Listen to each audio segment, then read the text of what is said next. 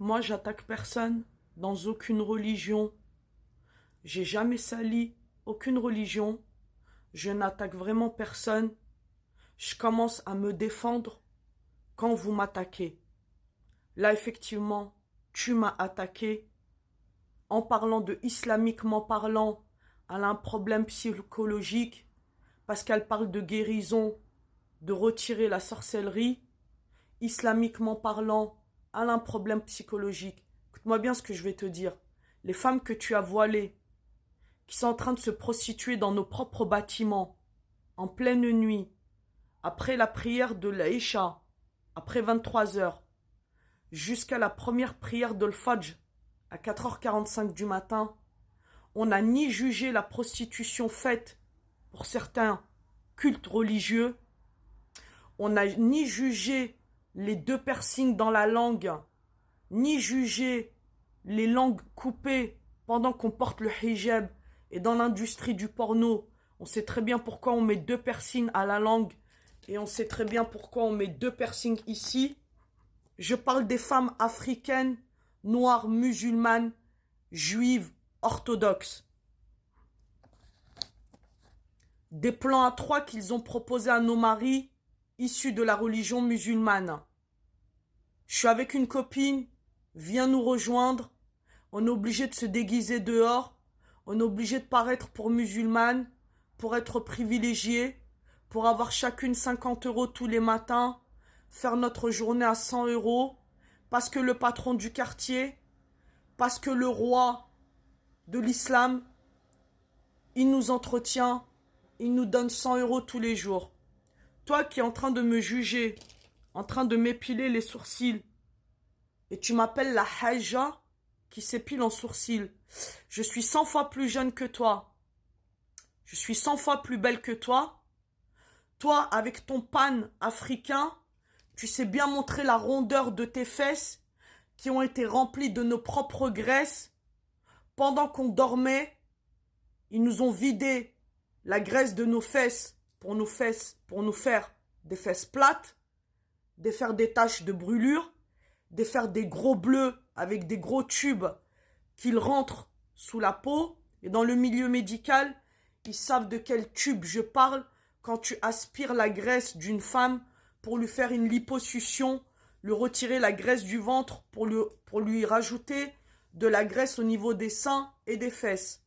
Je n'ai pas voulu jouer la carte de l'hypocrisie en me déguisant dehors voilée, chose que je peux faire tous les jours.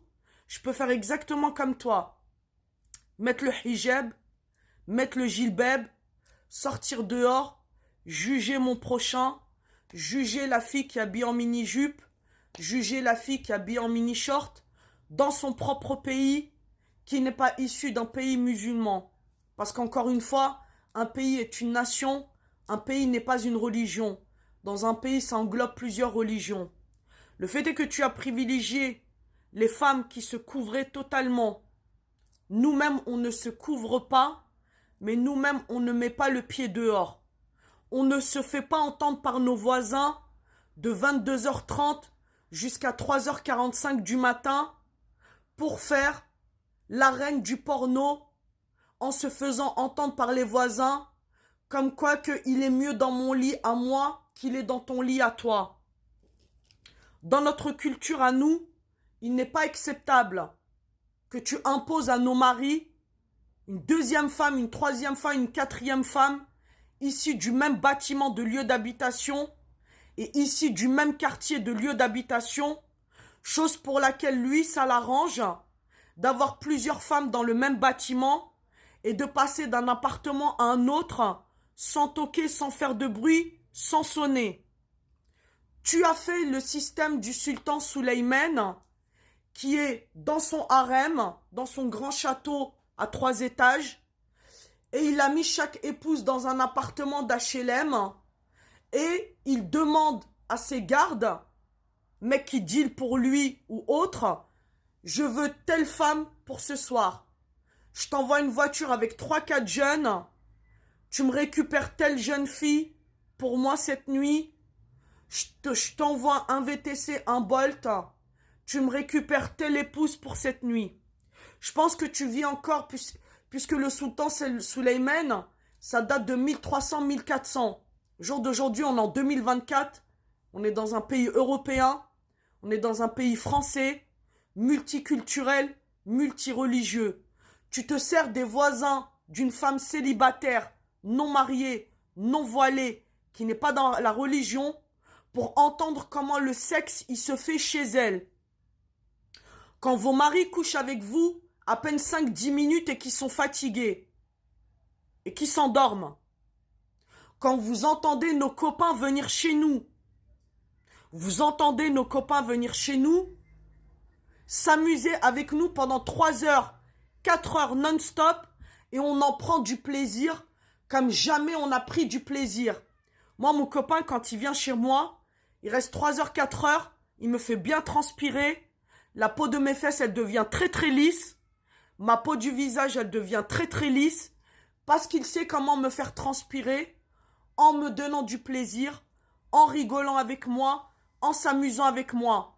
La voisine qui a jalousé ma vie sexuelle avec mon copain chez moi, elle a été appelée le commissariat en disant elle subit un viol en pleine journée, le mec qui est chez elle, on entend claquer, on n'entend pas soupirer, ça fait plus de 3 heures, 4 heures, on appelle ça un viol.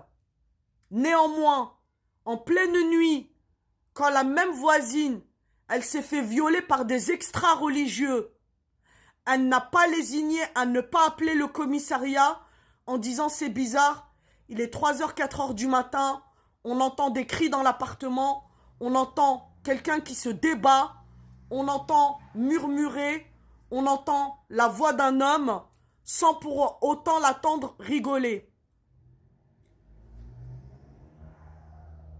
Elle a contribué au viol de sa propre voisine par des extra-religieux en étant choisie par l'agence HLM pour venir habiter à côté d'elle, puisqu'on l'a entendu rire fort aux éclats au commissariat, quand la voisine qu'elle a jalousée a été mise en garde à vue, puisque elle-même elle l'a fait passer pour une folle, ainsi que le gardien.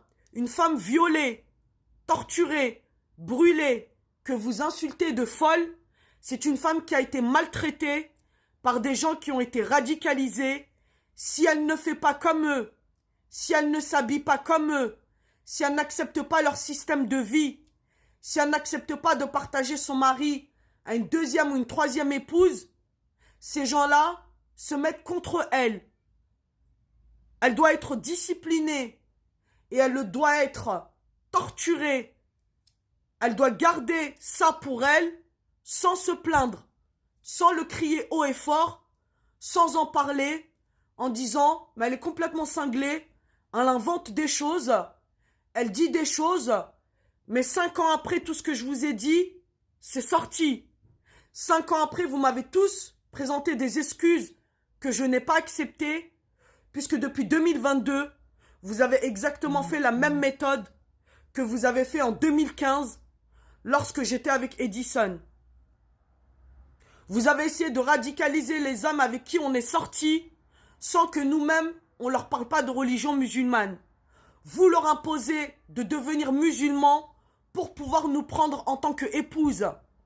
Vous leur imposez de rentrer dans la religion pour profiter de l'usufruit d'avoir 2-3 épouses en monogamie cachées dans un pays qui refuse la monogamie. Effectivement, beaucoup sont partis parce que beaucoup donnent le sida à 3-4 épouses en couchant et en se partageant des femmes d'un quartier à côté d'un autre quartier.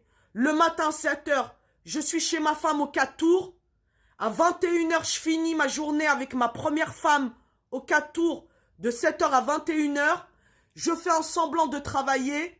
Je rentre chez ma deuxième femme de 21 heures jusqu'à 7 heures du matin. Voilà qu'est-ce qu'ils leur ont imposé.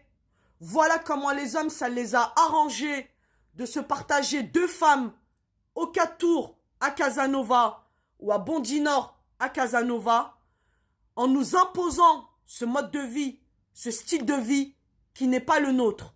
Tu t'es permis de parler de moi, tu t'es permis de m'attaquer sans me connaître. Maintenant, c'est le revers de la médaille et tu vas t'en excuser pour ça.